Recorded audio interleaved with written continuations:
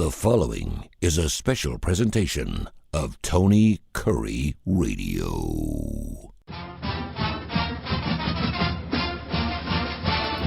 Welcome back to another UAB Director's Chair. He is the AD, Athletic Director for the UAB Blazers. Go Blazers. Mark Ingram joins us every single week right here on the TKR app. You can hear the show at least 5 days a week. Yeah, baby. And also, of course, as many times as you want on your favorite podcast platform. We're available on every major indice right here on our Tony YouTube channel, which you can see every single week as well. Mark, what's going on, brother? Everything good? I know we haven't talked in about 5 or 6 days. A lot going on with the UAB basketball program since we spoke, and I know that your last show you did from Fort Worth, which was fantastic. But Spokane. I'm sorry, Spokane. You did from Fort Worth and then Spokane, and then obviously you're back in Birmingham. But congratulations on a very successful sports year. I'll start there, but also, of course, on a basketball year that. I obviously it could have been better, but I think you got to be happy with where it went. Oh, 100%. Listen, I don't think that anyone at the beginning of the season would have thought that we would wind up being the American Conference tournament champion. And that's not to talk ill of our players or our coaches. I just think, the competition was tough, really good teams, and we knew that. And we kind of felt like we were preseason number 4, kind of thought that would be, a good year one to go into the league and finish 4th. We thought Florida Atlantic's got everybody coming back from that Final Four team, and Memphis was loaded with talent. And so, I think we felt like that was a reasonable kind of selection. Yeah, I want to go. I want to go back. I want to go back to a conversation you and I had about 8-9 weeks ago.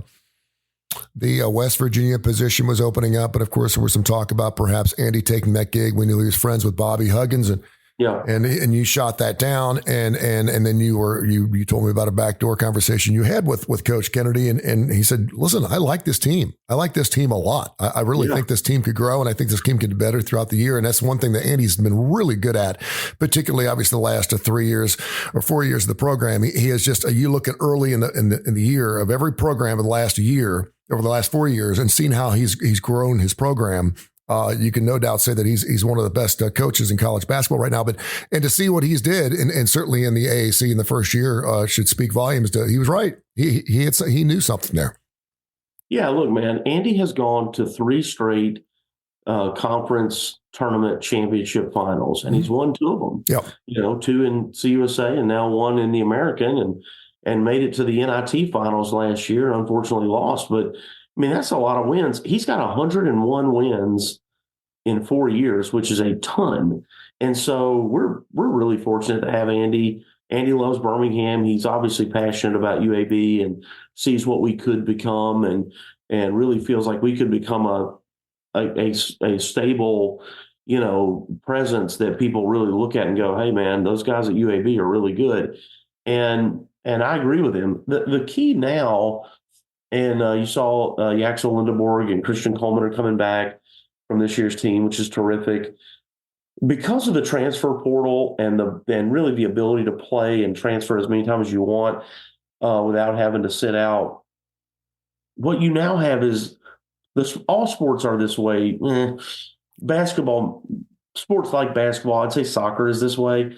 There's a cohesion that happens. There's this gelling, I don't know, that occurs that I know that if I'm the guard and I drive the lane, after I've played with you enough, I know that you are going to be out on the wing. If I get in trouble and I can't make that layup or that little lob floater, Tony's out on the wing. Mm-hmm. Or I'm going to take it and I know that Tony is following up for a putback dunk or whatever because you're that kind of player.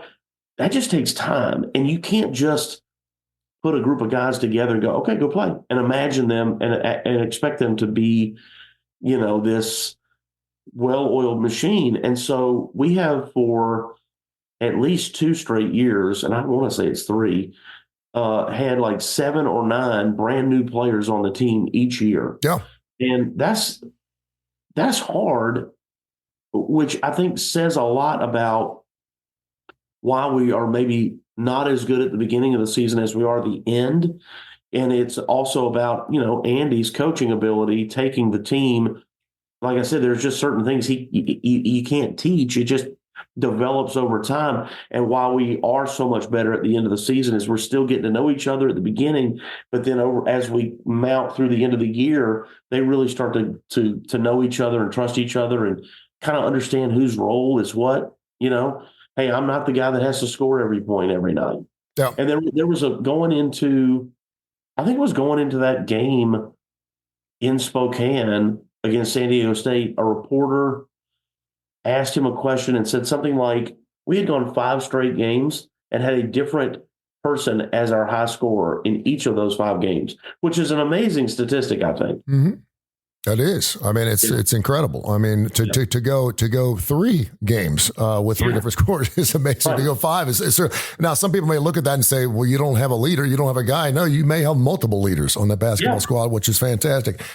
Speaking of leaders, Business Insider just came out with their NIL evaluations, and they came out with their top 10 college athlete makers as far as money goes. And I wanted to give you the top 6. And I wanted you just to kind of, I'm doing this for a reason. So go with me, okay? Number 1 is Bronny, LeBron James' son, $4.9 million, his NIL valuation. Shedeur Sanders, $4.7 million. Livy Dunn, $3.6 million out of LSU. Caitlin Clark, $3.1 million. Archie Manning, $2.8 million. And then Travis Hunter, the dual threat quarterback there for Colorado, $2.4 million. When you hear those names, first of all, you know all those names, right? Any surprises to those names? And I guess the reason I'm telling you is for kids out there thinking they're going to go get a big NIL deal. And listen, we're talking millions of dollars here. We're not talking about $10,000, $15,000, $20,000, which is big. It's not chump change for a lot of these kids. Don't get me wrong. Yeah. But if you go in there thinking you're going to make $1 million, just look at the names on that list. And really all of them have a lot of media presence behind them. Yeah. I mean, they're not getting the deals and then they're all over television. They've been on television. No one knew who Shedeur Sanders was. Nobody knew who he was. Yeah. And obviously look at his dad. And then Archie Manning. We know who the Mannings are, for God's sakes. And you don't think Archie Manning's going to get some big time bucks. So, I mean, these are really huge names. These names are already huge before they even think about playing professional ball anywhere else. Yeah. Well, look, I want to be careful not to slight those young kids and their athletic abilities because they're all really, really great. But you're talking about Shedeur Sanders, whose son is a Hall of Fame football player. Yeah. Arch Manning, whose father and his grandfather and his 2 uncles are Hall of Famers. Mm-hmm. You're talking about Bronny James, whose father is arguably the best player, certainly without a doubt one of the best players in the history of basketball. So these are all famous people who are famous if they play sports or not. Okay. Now, Livy Dunn and Caitlin Clark and do you not love to see that though? Do you not? If I told you that this was going to happen a year ago and 2 of the top 5 people were going to be women, isn't it great? I mean, isn't it great for them? It is great, but look now, Caitlin Clark is an amazing player. That girl can shoot it from the beach. She owns every record in the books. It's amazing what she does on the court. So good for her. Like, I would none of those names surprise me. What I would question is their true value. But their value, most of them are wrapped up in who their parents are, who their relatives are, not who they are. Arch Manning hasn't played a down of college football yet. And now I have no doubt he's going to be terrific. But, Livy Dunn has got a social media following that she created before she was ever in college. Like, that's a legitimate following that she created through gymnastics and modeling and all this other stuff, and that she was really active on her own social media. Yeah. Caitlin Clark is, one of the best, maybe the best women's college player ever. She's a high scorer, undoubtedly. And then the Travis Hunter kid from Colorado, here's a guy who plays both ways. Like, he doesn't have any famous relatives. That guy is a freak athlete. Yes. Give those their credit where credit is due. Yeah. These other guys, it's like, well, your parents are famous, so therefore you're wrong. That's like Paris Hilton. Yeah. Hey, listen, get it where you can. I mean, there's nothing wrong with that. I mean, obviously, I refuse to believe that they're actually getting that kind of money. No, I totally agree with you. And again, if you don't have the last name Sanders or the last name Manning, you're not getting that kind of money. And we obviously want our kids to do everything on their own and make it on their own. They will. But if I could give you $4 million in pocket change before you hit the real world, get a little ahead of yourself, that's less than you're going to be Venmoing me at 4:00 in the morning. So that's not such a bad thing. Info at TonyCurryRadio.net. Info at TonyCurryRadio.net. We got a couple of interesting email questions we'll get into. Mark Ingram is the UAB athletic director. It's called the UAB Directors Chair. We have more shows coming up with UAB here a little bit later on this spring and summer. We're really, really excited about. Did not want to leave his name here. Obviously, not an Alabama fan, but wanted to talk about Nick Saban. Heard us talking about Coach the last couple of weeks. Of course, he goes up on Capitol Hill and was talking about what he thought was going to have to happen in college sports now that he's out. And this particular individual said, I don't want a guy, a former in all caps, going up there speaking for my clubs or speaking for my college sports and what he thinks is best for college athletics and what gives him the right to go up there, and to the fact that he's no longer even coaching anymore in college sports. Now, he may end up being the commissioner of this new thing we're talking about. I'm hearing all kinds of things that perhaps that would be, I don't know if he wants to get back in or not, but maybe that's a way he can move the needle in his own way. What's your thoughts on that? Some people, I mean, obviously this is not a Nick Saban fan, but I've heard it from several people going, all of a sudden, here's a guy that, was outspoken when he needed to be for his own institution. Now, all of a sudden, he's speaking for a much larger thing. And some people don't like that. Well, I think I don't know who decided the group that got to go to Capitol Hill.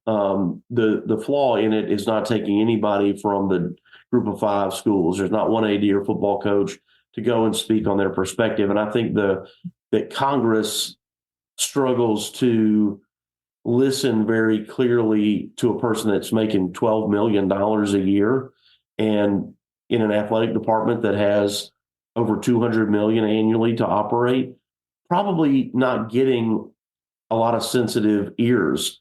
However, I really respect Coach Saban, who I've never met. I think I've said that on the show before. I mean, he's certainly not out of touch. I mean, I'd rather him go up there than a lot of other people. And I think people, not to talk out of both sides of my mouth, I do think people listen to him because they know what a good coach he is. And I'd rather him be up there talking about it than anybody in Congress. The problem is you got a bunch of people in Congress acting like know-it-alls, and they literally know nothing. They don't know anything about the subject. I've had conversations with people who are involved in that conversation at the congressional level. They know nothing. What they are talking about is ridiculous. And examples that they provide are examples I've had to look back at them and say, sir or ma'am, I have literally never heard anybody that's trying to do what you just described. Yeah. And, but they have a child who once was a student athlete or was almost a student athlete or a cousin or something or a neighbor, and they become in their own mind an expert, or, they were a student athlete 25 or 30 years ago. So they are the quote unquote expert. I can tell you, man, I realized how little I knew about college athletics when I stopped being a student athlete and moved over into the athletic department. When that happened, I went, wow, I had no idea that there was all these people with all these responsibilities, and I had no idea what all was going on in here. Yeah. There's so much work happening. You're shielded for, your coaches, your trainers, your strength coaches, your equipment managers. That's who you know. Yeah. I'm not going to ask you to build out a business model here live on our podcast here, because obviously it's much larger than anything that we could possibly do together. But what's your thoughts on Nick Saban or anyone being chosen as a commissioner of a new league? I don't know where the NCAA is going, and I want to talk about Charlie Baker here in just a few seconds. He actually did something I really, really thought was very poignant and very beautiful in what he just tried to do a few minutes ago. But do you like the idea of having a one guy being some type of a commissioner, and how would that work with the universities? I know that's a huge question. We sort of have that already with the college football playoff. Mm-hmm. The executive director, the person running the championship, is the person in charge. Yeah. And even if they aren't formally dictating my scheduling, they are telling by their selections, by the committee selections, they are telling schools how to schedule, right? They're telling you, your strength of schedule mattered or it didn't matter or whatever. And so you adjust your schedule to try to conform to what they've created. So in a lot of ways, we already have that. It's just not, it's not formally stated that way, but that's what I would say you have in what was Bill Hancock, and now the new executive director, which is the retired president from Air Force. So I think I'm for it because I think there's got to become some consistency in our rules, and I think you need football people in charge of football. And I don't like, I would say the same thing is also true for soccer or volleyball, but football is just the sport that financially drives every school, even a Kansas, and now a Kansas fan or even a member of the department can say, "Oh, that's not true. Here, I can show you the ticket sales numbers, whatever." Yeah, but the Big 12 television contract is driven by football, so yes, it is. Yeah. You're going to make more from that than you are from your basketball ticket sales, and so it's true at Kentucky and Duke and everywhere else. Even though they may sell more tickets or it may be more popular than their football brand, the bulk of their money is coming in a roundabout way from football. And so it's important that we have that right. We got to have that organized, and we have to have it, fair and equitable. My only thing is that we've tried to go away from equity, and I wish we could get back to equity and competition rather than just how can we make more money, You got to have money to run the thing, right? Sure. Yeah. But we've gone away from trying to create parity, which is opposite of the NFL. The NFL is successful because they create parity.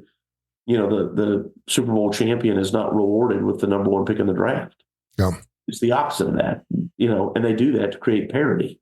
And everybody in the NFL gets, the NFL does the television contract, not the NFC East and the AFC West doing their own thing, which is what we're doing in college sports. We got the SEC doing a deal, and the Big 12 doing a deal, and Conference USA doing a deal, and Sun Belt and the American, and Big 10, and everybody's doing their own deal instead of all of us having one deal and then equally sharing all that money.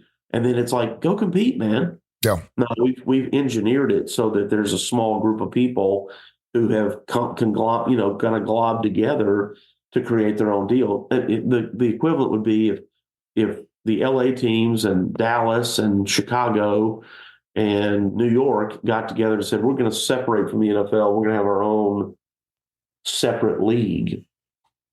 And then we're going to make Green Bay, Kansas City, and Buffalo, Jacksonville, Florida, fend for themselves, Tennessee. Good luck, yeah. Carolina.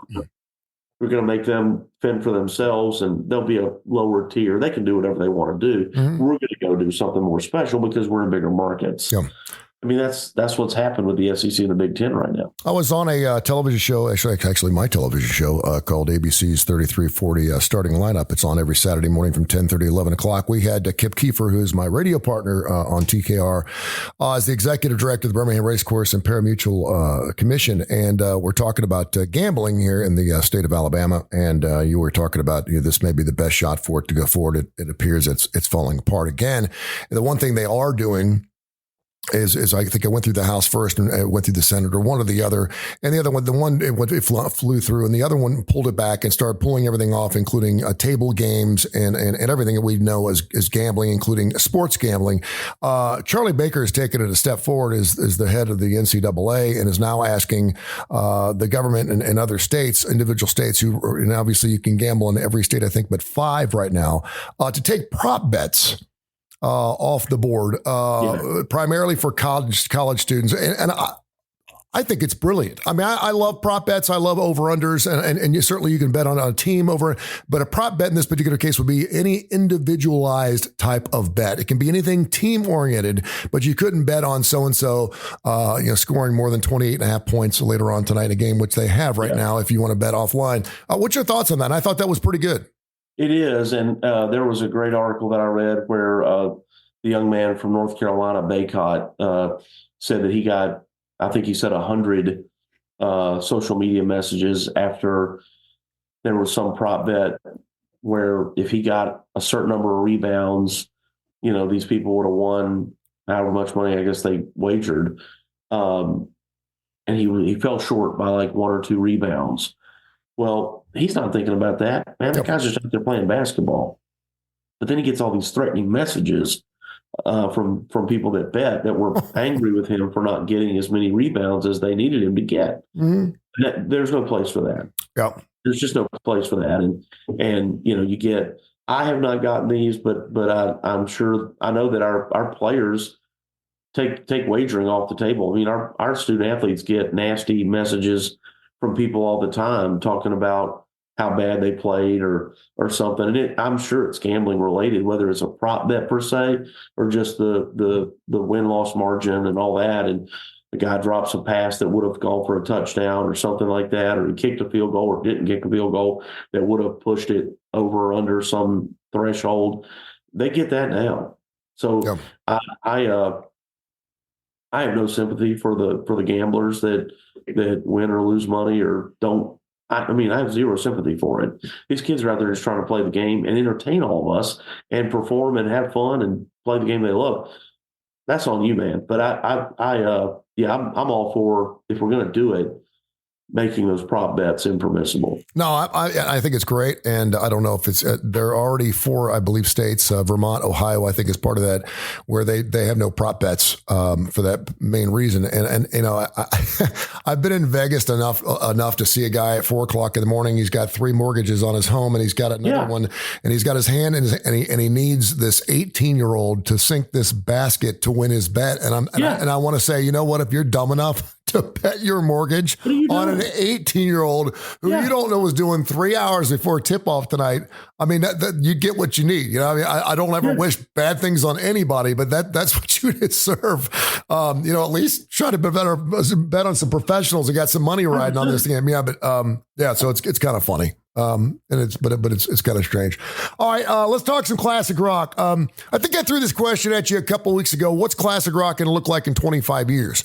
And we've got all these bands now. The Eagles have lost a member and they're going to probably lose another member. And then we got all these bands and they're losing members. And what they're doing over the long period of time is losing a member here and there. And then you get to the point where you're a Leonard Skinner, where you don't have any members of Leonard Skinner. But I would say Leonard Skinner now sounds, looks, and feels the same as Leonard Skinner did in the late 70s and early 80s. Now, if I was around in the late 70s and early 80s on watching them, I may disagree with that statement. But for a guy that's 58 years of age, I think Leonard Skinner right now is Leonard Skinner.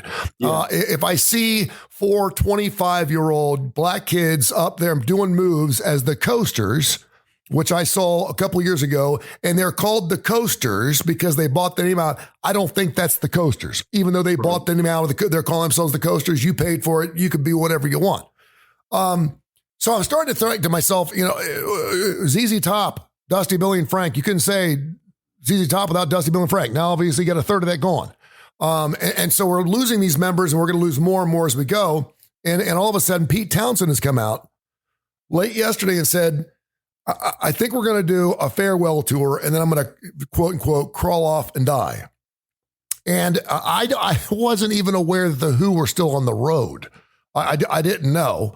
The last time I saw them live was at the Super Bowl show like 10 or 15 years ago. And I'll be honest with you, it's the Who. They will always have a place on my heart. If they didn't sound very good, Roger's 90 years old. He can't hit the notes anymore. Pete can still play the guitar, but it's just the two of those guys. And so they want to do a farewell tour. But if someone came in and bought out the name The Who and continued to tour the next 50 or 60 years, would you want to go see that? Or would you want to go hear that? If it sounded good and if it stuck true to the note that the Who originally played it. That sounds like a Vegas lounge act. Yeah, a really good Vegas lounge act. A really good one. I mean, so it's not they're not filling Protective Stadium with that. No. But they're, I don't know. Iron City.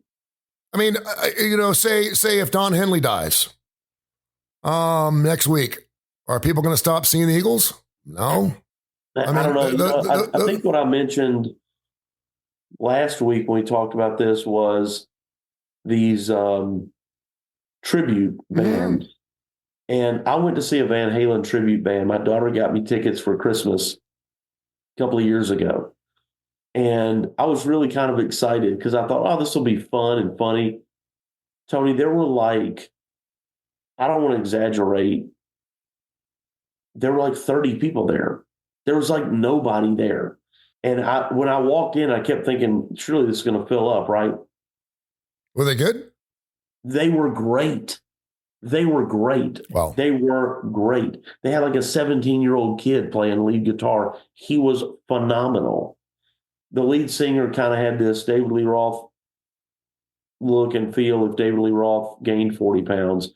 But he was good, and he sounded good, and he had a lot of funny kind of moves that Dave had. His hair was the same, but they sounded great, but there was nobody there. And it was I just thought, I felt bad for them, and it was a no energy show because everybody was kind of like, yeah, that sucks. And I don't know how long this band's been around. Everyone has to go through nights on a stage like that in order to get a following. I got a good friend of mine who plays the drums. Actually, his father's a good friend of mine, plays the drums for Hotel California, which is I say a ripoff. They're a cover band, and they are covering. Don Henley actually gives him his reference. He believes in them, and he's like, listen, if you're going to go see the Eagles and you can't see us, this is the band I want you to go see. And this band's unbelievable. So, yeah, John Mellencamp is going to be playing here. And I think I asked you this last week, but I can't remember because it was kind of big news. He's coming here a little bit in April and was biting back at a particular fan a couple nights ago. Did we talk about that? I don't know. Did we? Because someone asked me, and I actually got an email referring back to that was going to ask you about people. Yeah, we did, because we were talking about comedy acts. And I was like, I think I'd already talked to him about that because we talk a lot of classic rock in the show. But, he's getting a lot of splash on that, and it's actually hurting some of his ticket sales. But I think he's at a point where he doesn't really care. Rude. Yeah, it is. It's rude to heckle somebody during their show. Yeah, not during a football game though. That's right. Or baseball. You can do whatever you want. And the officials all the advice you'd like. Exactly. All right, brother. Keep in touch. Let me know what's going on. We'll get up next week. That sounds great, man. Appreciate you, man. Thank you. This has been a special presentation of Tony Curry Radio.